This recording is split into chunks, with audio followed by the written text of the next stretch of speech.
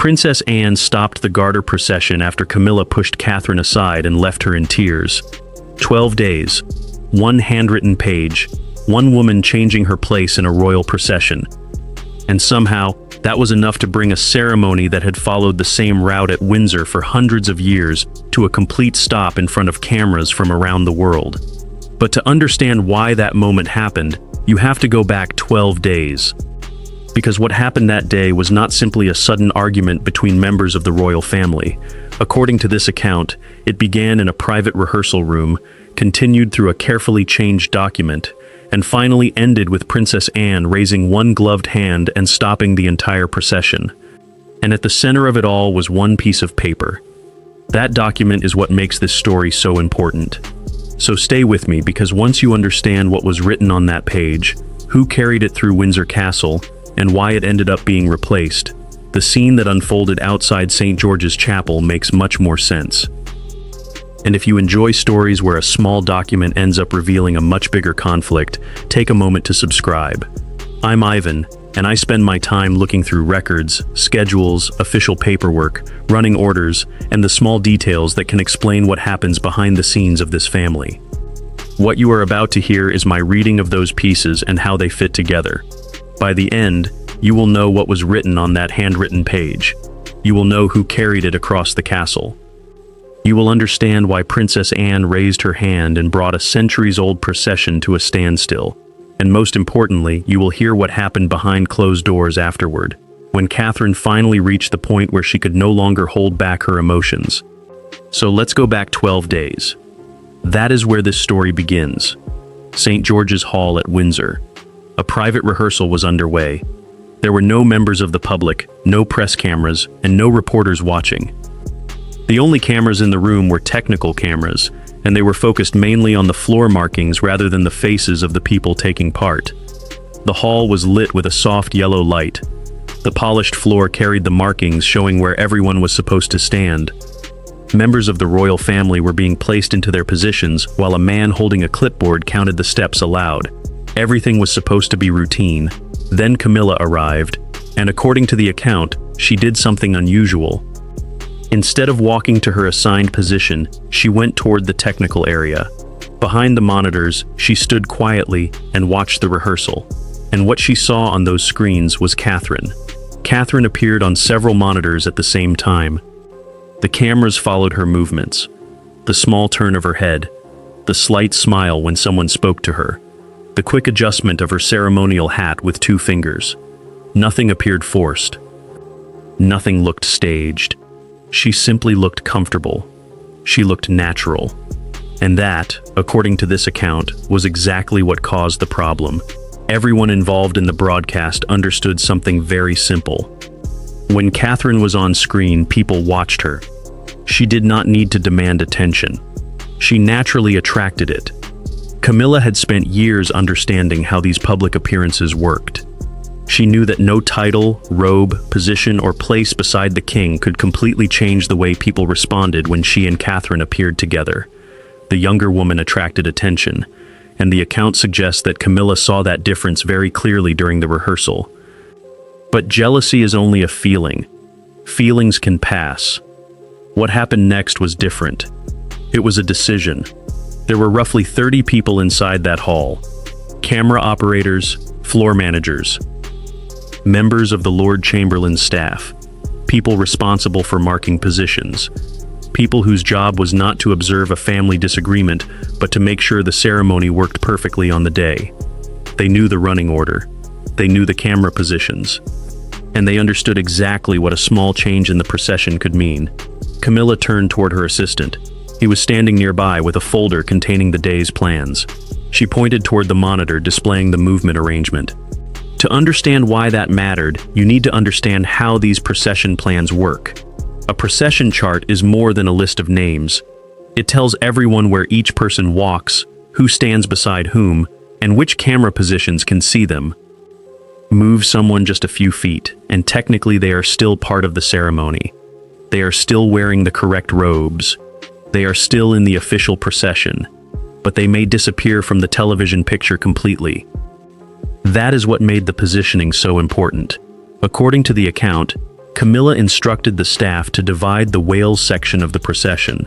Under the proposed arrangement, Catherine would end up much farther back. The tall stone pillars inside the hall would block her from the main camera angles. She would still be present. She would still be part of the ceremony, but the cameras would have a much harder time showing her. The stated effect was obvious. Reduce the visibility of William and Catherine. Keep the main focus on the king and Camilla, and change what the public saw when the royal family appeared together. Control where people stand, and you can influence what the audience sees. That was the plan, but this was where, according to the story, Camilla made a serious mistake. She underestimated William. William was standing near the front of the formation when he heard what was being proposed. And to understand why his reaction mattered, the account takes us back much further. Back to when William was 15 years old. Back to what he had seen happen to his mother. He had watched Diana's position change. He had watched arrangements around her change. He had watched staff reorganized. He had watched decisions being made around her while everyone remained perfectly polite. Eventually, according to this narrative, Diana was being managed instead of protected. William remembered that, so when he heard his wife was being moved away from the center of the procession, he did not treat it as a simple camera decision. He walked away from his position. He crossed the hall toward the technical area. The room became quiet. The staff stopped what they were doing. And according to the account, William did not use a royal title or soften his words. He looked directly at Camilla. Then he delivered one short sentence. His wife stands beside him. Nobody puts her in the shadows. That was it. 11 people reportedly heard the exchange, and the story says that at least 2 of them would remember those words for the rest of their working lives. Camilla did not argue back. Her expression tightened. Her hand reportedly closed around the sash of her gown so firmly that her knuckles became white. For several seconds, the 2 women stood looking at each other. And in that moment, the polite surface of the family disagreement disappeared. Camilla turned around. Then she walked out of the hall. She said nothing, and that silence was important. Because according to the account, Camilla was not someone who usually fought loudly when she lost an argument. She would become quiet. Then she would go away and work out what to do next. And that is exactly what supposedly happened. 12 days passed. No further confrontation took place between William and Camilla. From the outside, that silence could easily have looked like acceptance. But according to this story, it was not acceptance. It was preparation. The morning of the ceremony arrived. Windsor Castle was unusually quiet. Not because there was little happening, quite the opposite. Hundreds of people were working behind the scenes to make sure everything appeared calm. Guards checked their equipment. Florists carried arrangements through side entrances. Castle staff prepared the areas that would soon be filled with guests. The main doors remained closed, and inside the private apartments, Camilla had reportedly made her decision. She was not going to accept the arrangement agreed upon during the rehearsal. She knew exactly what the approved plan was supposed to look like. William and Catherine would walk together. They would remain visible. They would occupy the center of the important camera shots. Camilla would remain beside the king. That was the arrangement. But after 12 days of silence, according to the account, Camilla decided to change it herself. She called her executive assistant into her dressing room. Then she closed and locked the door. On the dressing table, surrounded by the items prepared for the ceremony, she placed a small sheet of parchment. The page had been handwritten, and she had reportedly drawn the change herself the night before. The procession order was marked out on the page, but there was one major difference. A gap had been created between William and Catherine. An arrow pointed into that gap. The idea was extremely simple. Place one person between husband and wife. Do that during the live procession, and Catherine could disappear from the main camera shot. She would not actually be removed from the ceremony. She would still be walking with the royal family, but she could disappear from the official visual record. Photographs could show 3 people where 4 should have been. Catherine could be reduced to a shoulder, an arm, or part of a sleeve at the edge of the frame. One small change on one sheet of paper could completely alter the way millions of people saw the event. The assistant reportedly understood immediately what he was looking at. Changing an approved procession plan without permission was not a harmless administrative adjustment. It could have serious consequences for his career. He reportedly tried to find a way to refuse, but the story says Camilla did not give him that opportunity. She moved closer to him. Then she gave him a direct instruction. Before the procession began, he was to place the handwritten page inside the Lord Chamberlain's official folder. The assistant took the page. He rolled it up. He placed it inside his coat. Then he left the room. According to the account, his face had gone pale. Now comes one of the most important moments in the story. The assistant had to cross the castle and reach the ceremonial operations room. That was where the official folders were kept before being handed to the people responsible for running the ceremony. Inside was a table. On that table was a leather binder with a metal clip. There was also security at the door. But there was a short period during each guard change when the entrance was briefly unattended. According to the story, the assistant waited. When the guard changed, he moved toward the table. His hands were shaking. He tried twice before he could properly open the clip. Then he removed the legitimate procession chart. He replaced it with Camilla's handwritten page. The clip closed. The entire operation reportedly took less than a minute. But if the story is accurate, that brief moment changed the official running order of a ceremony with centuries of history. The assistant then left the room. Camilla, meanwhile, believed her plan had worked. She believed the coordinators would now follow her page.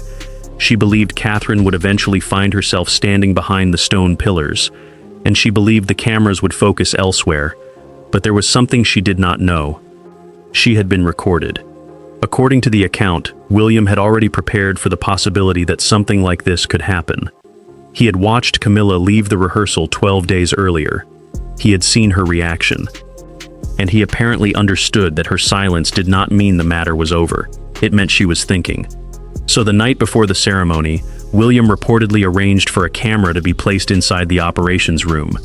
It was not obvious. It was not positioned like a normal recording device.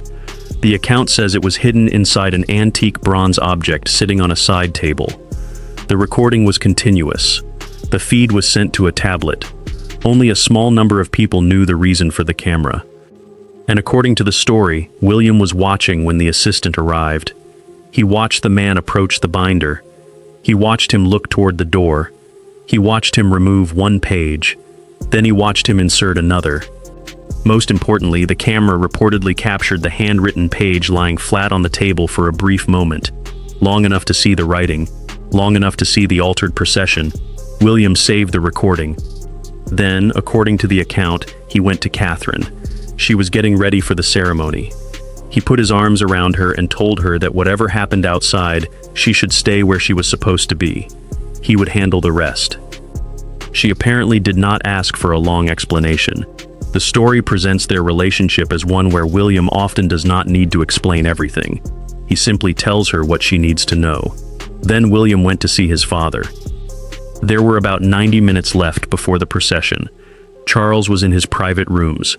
A valet was helping adjust the royal robe across his shoulders. William entered without following the usual formalities. He crossed the room and placed the tablet on his father's desk. Then he pressed play. Charles watched. On the screen was the operations room. He saw the assistant open the official folder. He saw him remove the legitimate page. He saw him insert another. And then he saw the handwriting. The handwriting reportedly belonged to Camilla. The story suggests that Charles understood almost immediately what the consequences could be.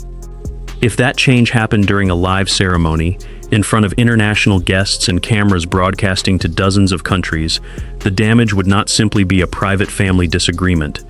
It could become one of those photographs that defines public opinion for decades. A queen physically separating the Prince and Princess of Wales during a major royal ceremony would become a permanent image. And according to the account, Charles understood that the embarrassment would not fall only on Camilla. It would damage the institution. It would damage William. It would damage Catherine. And it would become part of the public story of the monarchy. So Charles made an unusual decision. Instead of handling the matter quietly, he put his decision in writing. He went to an oak cabinet in the room. He took out parchment. He took out dark red sealing wax. He lit a candle. Then he wrote an instruction by hand. According to the story, he read it through carefully before sealing it. He melted the wax, allowed it to fall onto the bottom of the page, then pressed his signet ring into it. A royal seal. The instruction was now formal, and it contained two clear orders. William and Catherine were to remain together for the entire procession. Nobody was permitted to change that arrangement. The second instruction was even more direct. The officer carrying the order had authority to remove anyone who interfered with the approved formation, regardless of rank or title. 4 words were especially important. Regardless of rank, regardless of title, the message was clear. If anyone attempted to separate William and Catherine, they were to be stopped. And the person chosen to enforce that instruction was not William. It was Anne. The next morning, Charles handed the sealed instruction to his sister, and this is where the story takes another turn. Most people watching the ceremony would not have understood the authority Anne carried that day. According to the account, Anne held the position of gold stick in waiting. It is one of the oldest ceremonial appointments in the country.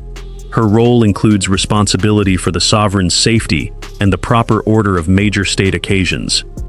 She had also been part of the Order of the Garter for decades.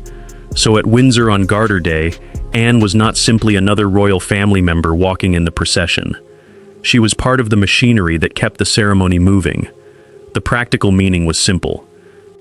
If Anne ordered the procession to stop, it stopped. Nobody in the line could simply ignore her. Not even the woman married to the king. Charles reportedly gave Anne the sealed document and told her exactly what he expected. According to the account, Anne read it once. Then she asked her brother one question.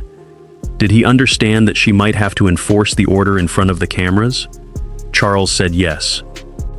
Anne folded the document, placed it inside her jacket, and went to prepare for the ceremony. That, according to this story, was the real turning point. Most people would later focus on what happened outside. But the decisive moment had already taken place inside a quiet room. A king had written down an order. He had sealed it, and he had given it to the one member of the family he trusted to follow it exactly. The trap was ready. Camilla was still unaware. She believed her handwritten page had changed the procession. She believed the official staff were following her instructions. She believed she had already won. But she had no idea that another page had already replaced hers. And this time, the page carried the king's seal. Garter Day at Windsor is one of those royal occasions that still follows a very old pattern. The sky was clear. Thousands of people had gathered along the route between Windsor Castle and St. George's Chapel. Families stood together.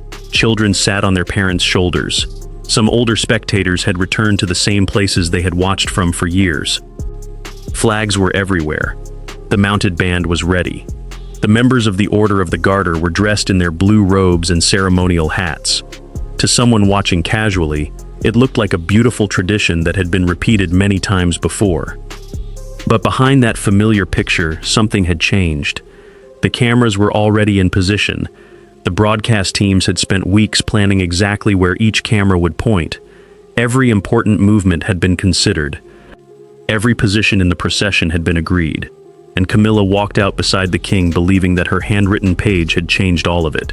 She smiled at the crowd. She looked toward the cameras. She appeared completely comfortable. According to the account, she had no idea that the official staff had already received a different running order that morning. She did not know that Anne was carrying a sealed instruction inside her jacket.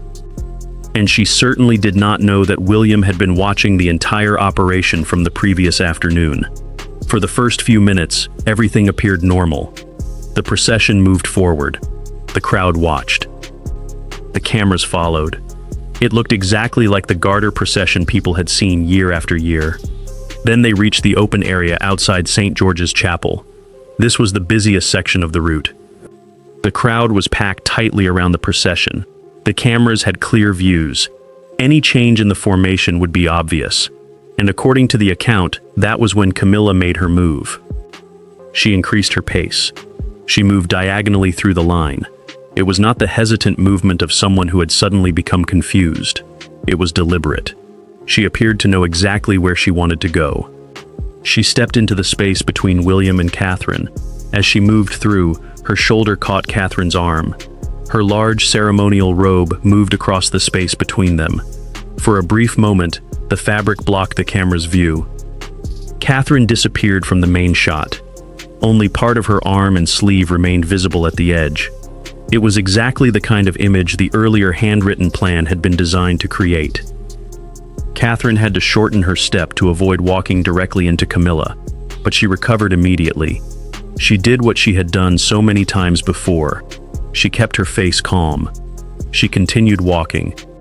Camilla looked back once. 2 photographers reportedly captured the expression on her face. And then something completely unexpected happened. A white glove rose into the air. Anne had stopped. She lifted one hand straight above her head, and the entire procession stopped with her. The band stopped. The people walking behind them stopped. The formation froze. The crowd became quieter. It was one of those rare moments when thousands of people seem to understand at almost exactly the same time that something unusual has happened. A royal procession is not supposed to stop casually. It moves according to a carefully planned sequence. Stopping it creates confusion. It draws attention. And on this particular day, everyone could see that the reason was not a technical problem. Anne had deliberately stopped the procession. The silence continued. Then Anne stepped away from her position. She began walking back toward Camilla. She did not rush. She did not appear angry. She simply walked toward her. The cameras were still running. The crowd was still watching. Diplomatic guests stood nearby, and Anne stopped directly in front of the king's wife. Exactly what she said has never been established in the account. The microphones did not clearly capture the exchange. But several people close enough to hear reportedly gave the same short version. 4 words. Back to your place. Anne did not repeat the order. She did not grab Camilla. She did not raise her voice. She simply stood there and waited. And that made the moment even more uncomfortable. Camilla had 2 choices. She could challenge Anne in front of the cameras, or she could move. According to the story, she moved. The confidence on her face disappeared. She understood that something had gone badly wrong. The plan she believed was controlling the procession was no longer being followed. The woman standing in front of her was enforcing another order. And everyone watching could see it. Camilla returned to her position. William then stepped across toward Catherine. He took her hand, and together they continued toward the chapel. The crowd reacted almost immediately. People began applauding. The applause grew. Thousands of spectators had just watched Catherine get pushed aside and then watched Anne stop the entire procession. They understood enough to know who had been protected. There was no palace official standing in front of them explaining what had happened. There was no carefully prepared statement. There did not need to be. The crowd had seen it, and many of them had phones in their hands. Within minutes, images began circulating. By the time the procession reached the chapel, different angles were already being shared. One angle showed the movement clearly. Another showed Anne raising her hand. Another captured Camilla's reaction. The event was no longer something the palace could quietly contain. The cameras had recorded it. The public had witnessed it, and the internet had preserved it. Camilla was now standing at the edge of the formation. The line had closed. She was no longer where she had expected to be. She eventually fell into the back of the procession, behind people she had outranked at royal ceremonies for years. She walked the remaining distance toward the chapel. Her head remained high. Her eyes faced forward. Her expression was controlled, but the public had already seen what had happened. According to the account, the walk lasted only a short time, but it was enough. Several thousand people had watched it. Ambassadors had watched it. International guests had watched it.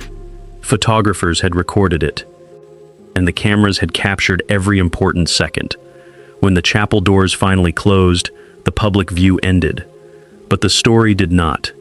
In fact, according to this account, the most emotional part happened after the cameras could no longer see them. Inside St. George's Chapel was a private room used by the royal family. It was much smaller than most people might imagine. Stone walls, a long table, heavy chairs, one old window. The doors were thick oak. Once they closed, the noise from the crowd outside almost disappeared. Two members of staff closed the doors. Then the tension that had been building throughout the procession finally came out. Camilla turned toward Charles. She was furious. She demanded to know how he could allow her to be humiliated in front of the entire world. She was the queen. She had been publicly embarrassed. And, according to her argument, it had happened because he had chosen to protect Catherine. Her voice rose. Her hands moved as she spoke. She demanded an explanation. But according to people described in the account, she was not screaming. It was more controlled than that. She was arguing forcefully, in front of witnesses, during one of the most important ceremonial days of the royal calendar. And then Catherine stepped forward. That was unusual. Catherine was not known for seeking confrontation. For years, she had usually been the person who calmed situations down. She would smile, step back, change the subject, keep everyone moving. But she did not do that this time. She walked toward Camilla. She looked directly at her. And she said something very simple. Nobody else had caused this. Camilla had moved between a husband and wife in front of the cameras. Everything that followed had come from that decision. Camilla reportedly laughed. That reaction is important because it showed that she still believed she had an argument left. She pointed to the ceremonial chart. She argued that the official order had shown the arrangement. She questioned what right anyone had to accuse her without proof. She appeared confident. She believed the evidence was gone. She believed the handwritten page had disappeared. And she believed nobody could prove what she had done. But she was wrong. Before anyone showed her the evidence, Anne spoke to Catherine. And this was the moment that reportedly broke Catherine emotionally. Anne did not speak about Camilla. She spoke about Diana. She told Catherine that her mother-in-law had once reacted to public humiliation in a similar way. When something went wrong in front of cameras, Diana would keep walking. She would keep her expression controlled. She would take the embarrassment and finish what she had started. She had learned to do that when she was very young. And according to Anne, every time Diana did it, it cost her something. That was what reached Catherine. Not the confrontation, not the crowd, not the cameras, not even what had happened to her during the procession. It was hearing about Diana. Catherine had kept herself together from the moment Camilla moved into her path. She had kept walking. She had kept her expression controlled. She had done exactly what was expected of her. But after Anne mentioned Diana, she could no longer hold everything in. Her eyes filled. The tears came down. She did not collapse. She did not shout. She did not make a dramatic scene. She simply stood there with her head held high and allowed herself to cry. For a moment, nobody spoke. Anne remained beside her. She briefly placed a hand on Catherine's arm. Then she stepped away. William had been quiet throughout the confrontation. He had stood near the window. He had allowed everyone else to speak. He did not need to argue. He had something else. Proof. He eventually walked toward the long table in the middle of the room. Then he reached into his coat. He placed a tablet on the table.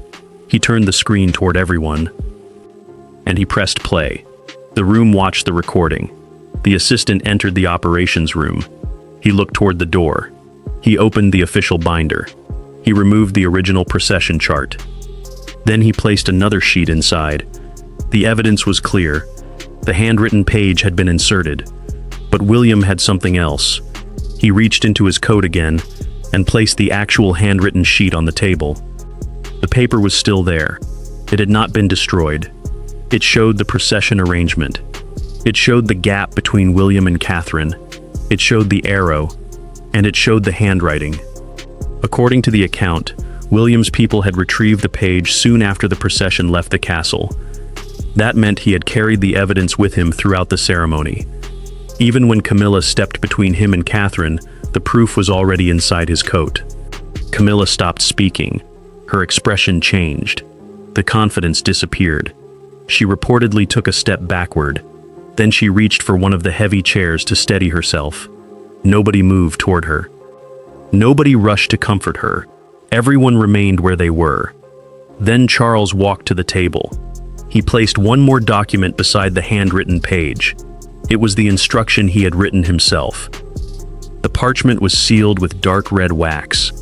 The impression of the royal seal was clearly visible.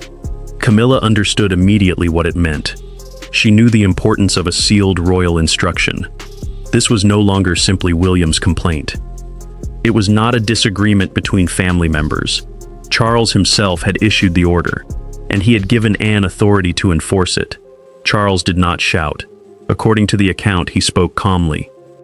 He asked Camilla whether she had really believed he was unaware of what she had done. He told her that William had shown him the recording the previous night. He explained that he had written the instruction after seeing the evidence. And then he made his position clear. Camilla had attempted to use a false arrangement to move against William and Catherine. Now the truth would speak for itself. Camilla sat down. The room became quiet. No one had to say anything else. The evidence was on the table. The recording was on the screen. And the king's sealed order was beside them. The argument was finished. No one in the room needed to debate what had happened. But there is another way to look at the entire episode. And this is where I want to separate the reported events from my own interpretation. I do not believe, based on the story as presented, that Camilla entered that morning believing she was destroying her own position. I think she believed she was making one more adjustment, one more attempt to control how she appeared beside William and Catherine. For years, she had lived in an unusual position. She was married to the king. She had the title. She had the ceremonial role. But whenever she stood beside William and Catherine, the public attention often moved toward the younger generation. That could create insecurity. It could create resentment. And over time, small attempts to regain control could become habits. The problem was that this particular adjustment was much larger than the others. It was made on paper. It was placed into an official folder, and it was caught on camera. That changed everything. The consequences came quickly. According to the account, Charles signed another instruction within 24 hours. There was no long period of negotiation, no extended public discussion, no attempt to slowly manage the situation. The first major change involved Camilla's ceremonial privileges. One of the most symbolic was the golden key connected with the grand entrance at Windsor. The key had reportedly been important to her. It represented her place inside the royal household. Now it was returned. The door associated with it was secured. Palace staff watched as the change was made in daylight. No announcement was necessary.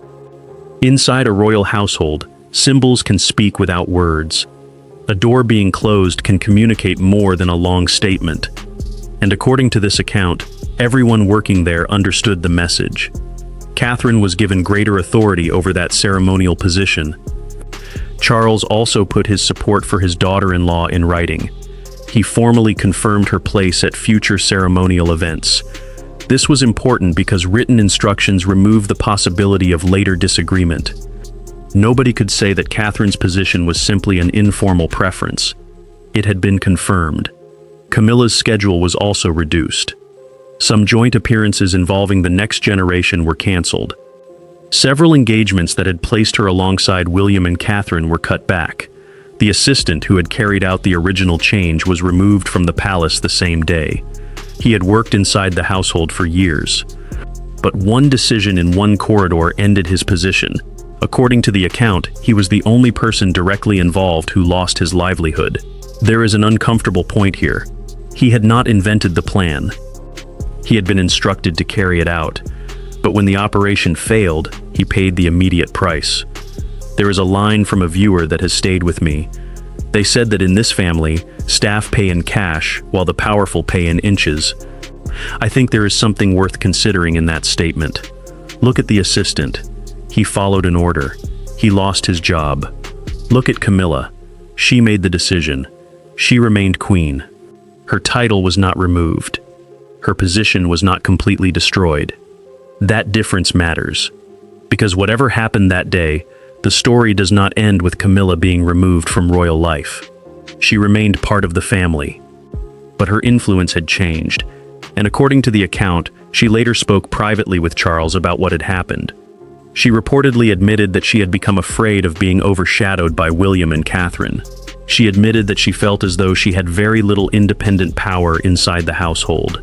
That may be the most revealing part of the entire story, because in one sense, she was right. Much of her position came through Charles. Her title came through her marriage. Her place in the institution was connected to the king, and when the king decided that William and Catherine would be protected from that kind of interference, Camilla discovered how limited her independent authority actually was. She had tried to control a few feet of space in a procession, but the moment she crossed that line, Charles allowed his sister to enforce the opposite decision. And there was another detail that reportedly came from William. It changes the story again. After the ceremony, William told Catherine that he had already decided what he would do if Camilla succeeded. If the procession had continued with Catherine pushed out of the main formation, William was prepared to remove his wife from the procession completely. He would have walked her back toward the castle in front of the cameras. He would rather have ended the procession than allow her to remain in a position where she was being publicly pushed aside. That decision tells you something about William's mindset. The story connects it directly to what he witnessed as a teenager. He had watched his mother experience years of public and private pressure. He had seen decisions made around her. He had seen her position altered while people remained polite. And, according to the narrative, he had decided long ago that he would never allow the same thing to happen to someone he loved if he could prevent it. That is why the sentence from the rehearsal matters so much. Nobody puts her in the shadows. It was not simply about television cameras. It was about what those cameras represented: visibility, respect, position, and the right to stand beside your husband without being deliberately moved out of sight. Catherine did not make a public speech about what happened. She did not attack Camilla. She did not give interviews. She continued with her duties. But the account says her schedule became quieter afterward. She spent more time away from the public eye. There were fewer engagements. There was more distance. And the emotional impact of the day remained with her. The story suggests that the moment with Anne affected her more than the public confrontation itself, because Anne had reminded her of Diana, a woman who had also learned to keep walking while cameras watched. A woman who had often hidden her emotions because stopping was not an option. And now Catherine was standing in the same family, facing another difficult moment, and being told that she did not have to pretend she was unaffected. Sometimes one sentence can reach deeper than an argument, and perhaps that is why Catherine finally cried. Not because she was weak, because she had been holding everything inside for too long. Now, there is one final point worth considering. The most important moment in this entire story may not have been when Camilla stepped between William and Catherine. It may not have been when Anne raised her hand. It may not even have been when William placed the recording and handwritten page on the table. The most important moment may have happened much earlier. It happened when William decided that he would not simply hope the situation would resolve itself. He prepared, he watched, he collected evidence, and he made sure that if someone tried to move his wife into the shadows, there would be a record of what happened. That is a very different response from simply becoming angry. Anger lasts minutes. Preparation can last for days. And in this story, Preparation 1, Camilla believed she had one page. William had a recording. She believed the original document would disappear. William had retrieved it. She believed she had control over the procession. Charles had already issued another order. And she believed Anne would be another member of the family who would simply accept the situation. Instead, Anne stopped the entire procession. That is why the white glove matters. It was not simply a dramatic gesture. It represented authority. One hand went up. The band stopped. The procession stopped. The crowd went silent. And a decision that had been made quietly inside a room at Windsor Castle suddenly became visible to the entire world. Nobody needed to explain what happened. The pictures did it. The cameras did it. The crowd did it. And the documents behind the scenes explained what the cameras could not. In the end, the woman who had spent years trying to secure her place inside the royal family did not lose her title. She did not disappear from royal life, but she did lose something else. Control. For decades, she had learned how to manage public appearances. She understood where to stand. She understood how cameras worked. She understood how a few feet of space could change a photograph. But on that particular day, those same cameras became the reason her plan failed. She tried to control the picture. The picture exposed the attempt, and then the paperwork finished what the cameras had started. That is what makes this story so unusual. A royal scandal normally depends on what someone says.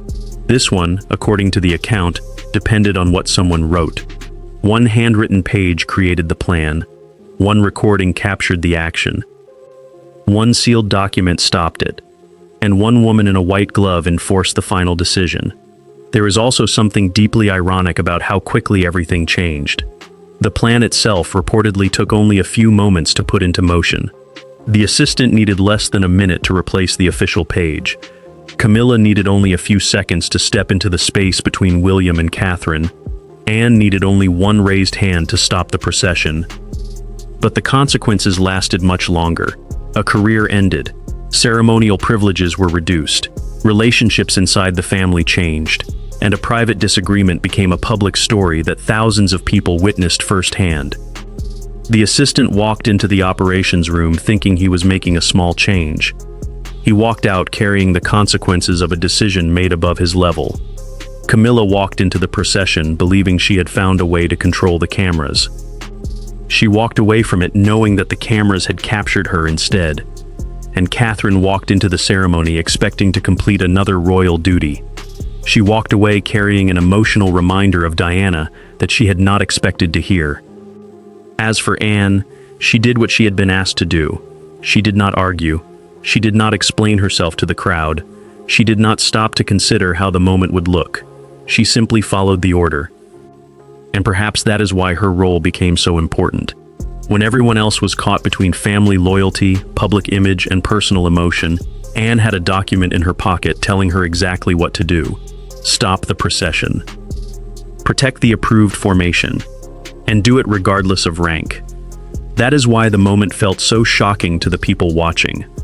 The royal family is built around ceremony. Ceremony depends on order. And for those few seconds outside St. George's Chapel, the order broke. Then Anne restored it.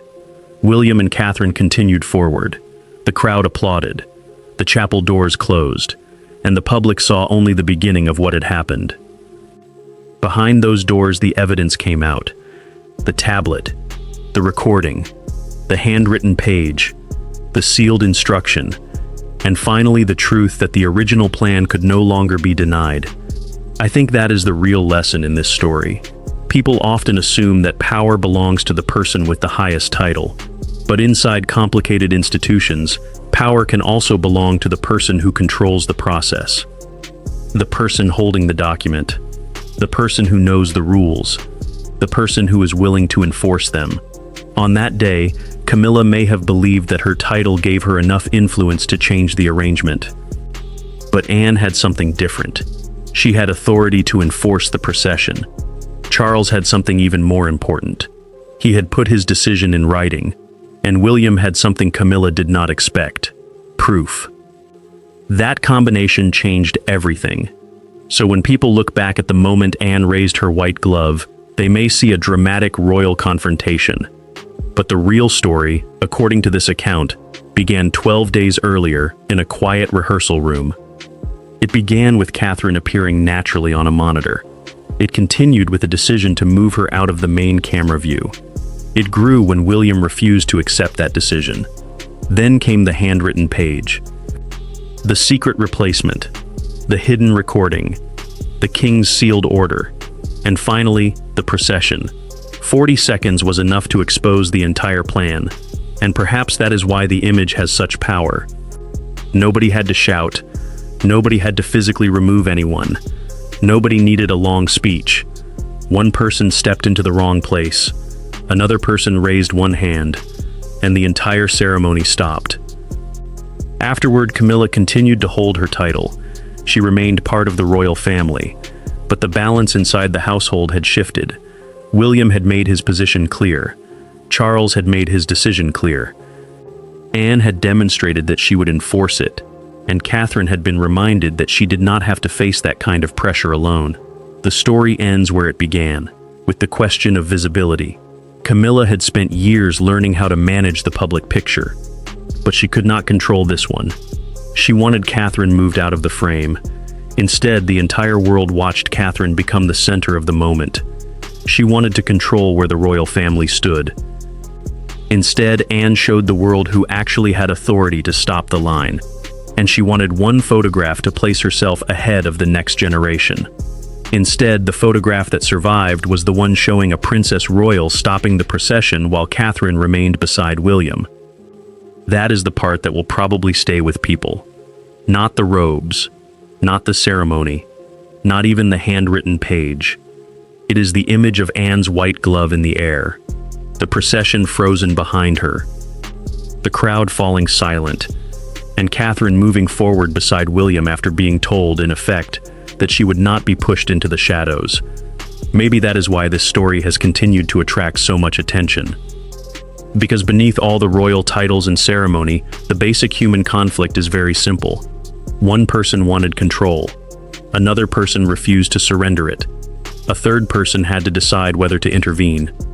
And when the moment came, Anne did. She stopped the line. She protected the order. And she made everyone watching understand that there are some lines inside that family that cannot be crossed without consequences. The final irony is that Camilla reportedly wanted to control one photograph. Instead, she created an image that could become one of the most memorable moments of the entire ceremony.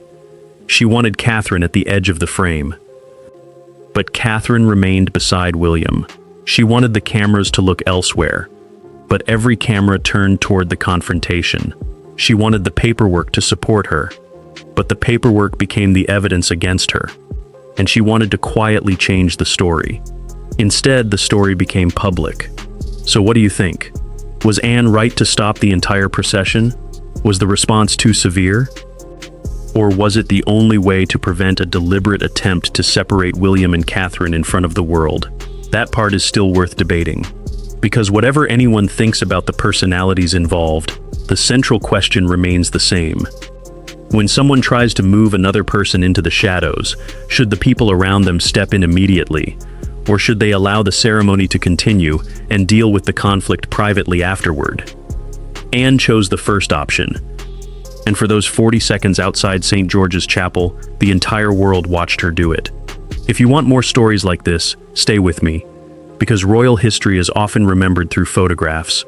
But photographs only show the final moment.